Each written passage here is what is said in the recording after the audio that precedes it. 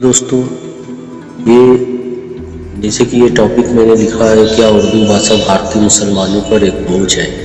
ये सुनने में बड़ा अजीब लगता है, लेकिन अगर इस पर थोड़ा सा गौर करेंगे तो हम सबको ये बहुत समझ में आ जाएगा, क्योंकि हम सबको उर्दू लैंग्वेज पर बहुत ही फ़ख्र महसूस होता है। लेकिन जैसा एक एनालिसिस करते हैं उसके बारे में आपको बताते हैं कि उर्दू भाषा से मुसलमानों को फ़ायदा कम और नुकसान ज़्यादा होगा। इसके बारे में बात करेंगे। पहले ये कुछ आंकड़े दिखाते हैं मैं।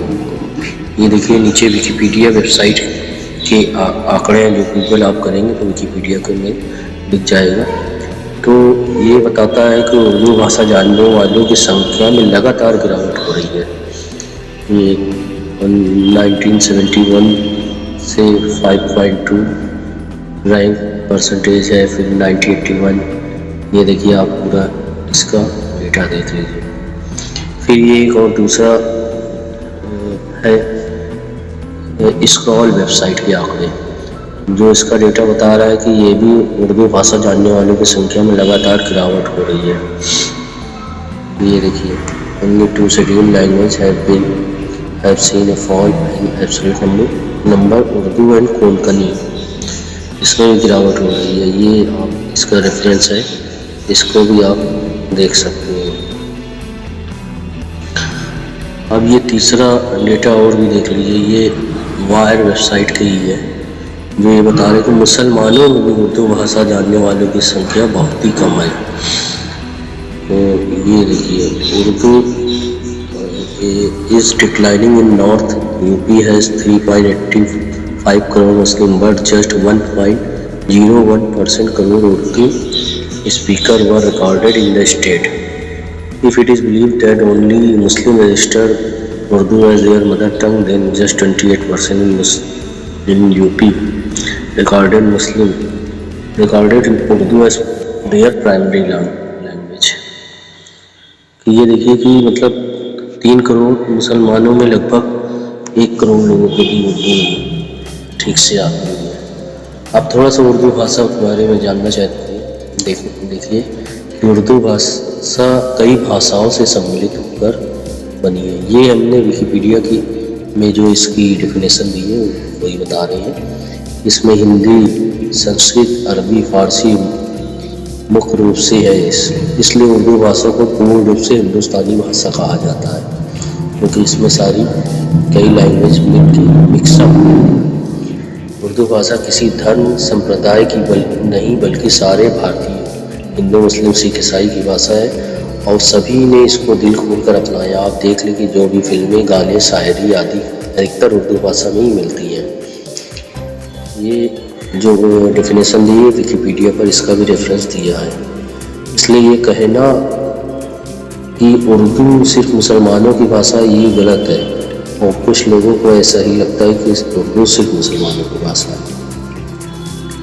और कुछ मुसलमान उर्दू भाषा को अपनी धार्मिक भाषा में ही सम्मिलित करते हैं। अगर आप बाज़ार से पवित्र कुरान या पवित्र हदीस शरीफ लेंगे तो उसका जो ट्रांसलेशन आपको मिलेगा वो उर्दू में ही मिलेगा।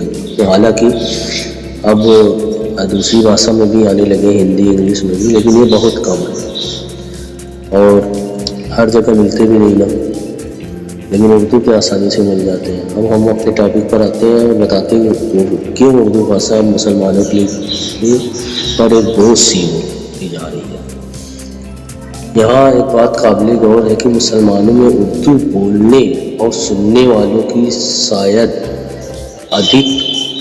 संख्या अधिक हो सकती है, लेकिन सही उर्दू पढ़ने और लिखने वालों मुसलमानों की संख्या बहुत कम है। यानी उर्दू बोलना और सुनना, ये तो बहुत से लोग जो बोलते हैं और सुनते भी हैं, उर्दू समझ लेते हैं, उनको लगता है उनको उर्दू भाषा आ गई है, लेकिन असल में उर्दू भाषा जानने का मतलब होता है बोलना और सुनना ही नहीं, उर्दू पढ़ना और लिखना भी आना चाहिए। उर्दू लैंग्वेज को जो पढ़ ले और लिख ले, उसी को आप कह सकते हैं कि हाँ, उर्दू भाषा का जानकार है। क्योंकि मुसलमानों की धार्मिक किताबें उर्दू भाषा में ही अनुवादित है, इसलिए मुस्लिम समाज अपने बच्चों को उर्दू भाषा सिखाने के लिए कोशिश करते हैं। बच्चे थोड़ा बहुत तो सीख भी लेते हैं, परंतु आगे चलकर उर्दू की अलोकप्रिय और गैर दिलचस्प होने के कारण उर्दू को अच्छी तरह नहीं सीख पाते। अगर और यही हाल है करीब अच्छे उर्दू जानने वालों की मुश्किल से संख्या देखेंगे तो आपको 20-30% ही मिलेगी, लेकिन जो केवल बोलने और सुनने वालों की संख्या मिल जाएगी अच्छी खाती 30-40% होंगे, लेकिन अच्छी उर्दू उनको भी नहीं आती। और अगर हम हिंदी और अंग्रेजी भाषा की बात करें तो इनका उपयोग हर जगह होता है और बच्चे भी इसमें रुचि लेते हैं, क्योंकि लैंग्वेज तो वही होना चाहिए जो इसका आप किसी भी जगह जाए तो उसका यूज हो पाए। यहाँ ये बात जानना बहुत ज़रूरी कि उर्दू भाषा मुसलमानों की कोई धार्मिक भाषा नहीं है और मुसलमानों की कोई धार्मिक पुस्तक पवित्र कुरान और पवित्र हदीस अरबी भाषा में है, और उर्दू भाषा का उपयोग केवल इन पवित्र किताबों को अनुवाद या किसी उलेमा किताब के उर्दू में ही मिलेगी। यानी कि अब आप गौर करिए कि जो मुसलमानों की धार्मिक भाषा है वो असल में होनी चाहिए अरबिक, क्योंकि ये ग्लोबल लैंग्वेज है। अरबिक अगर मुसलमान उर्दू के बजाय अरबिक पर जोर देते तो इससे बहुत फ़ायदा होता है। एक तो सबसे बड़ा फ़ायदा ये होता कि जो भी मुसलमान उर्दू कुरान शरीफ पढ़ता है, हदीस शरीफ पढ़ता है, उसको खुद समझ सकता था और वो भी नहीं होती, लोगों के अंदर जानकारी आती। और न अरबिक नहीं जानने की वजह से हम लोग डिपेंड हो गए ट्रांसलेशन पर उर्दू का। और अरबिक अगर हम लोगों ने जोर दिया होता तो अरबिक का एक फ़ायदा और होता कि मिडिल ईस्ट जितनी कंट्री है यहाँ पर अरबिक लैंग्वेज है और जो लोग अरबिक जानते हैं उनको जॉब भी मिल जाती है आसानी से। तो उर्दू में कहीं आप देखेंगे कहीं यूज़ नहीं ना, और वर्ल्ड लेवल पर भी नहीं ना, और यहाँ लोकल भी उर्दू टीचरों की बहुत कम, केवल उर्दू टीचर नहीं होते थे, वो भी अब बहुत कम हो गए। और इसका और क्योंकि अब उर्दू को जानने वालों की संख्या लगातार कम होती जा रही, जिसका खामियाजा और धर्म के प्रति मुस्लिम समाज के लोगों में अज्ञानता का रूप लेने लगा है। इस संदर्भ में यह निश्चित रूप से कहा जा सकता है अब उर्दू भाषा सी होती जा रही है, क्योंकि इसका उर्दू भाषा का कोई यूज़ ही नहीं है और ज़बरदस्ती उसको आधी अधूरी भाषा जाना जा रहा है।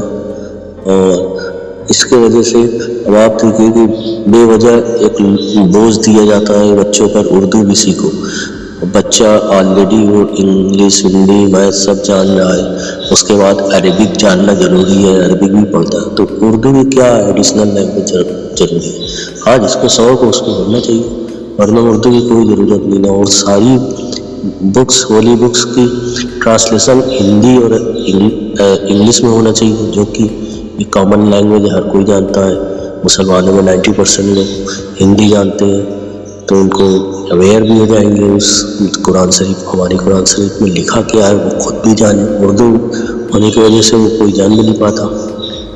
तो ये समझने की बात है कि अब उर्दू का कोई इम्पोर्टेंट रह नहीं गई है। मुसलमानों को उर्दू के बजाय इंग्लिश पर जोर देना चाहिए, हिंदी पर और अरबिक पर, और हम सबको ये सोचना भी चाहिए। आप थैंक यू।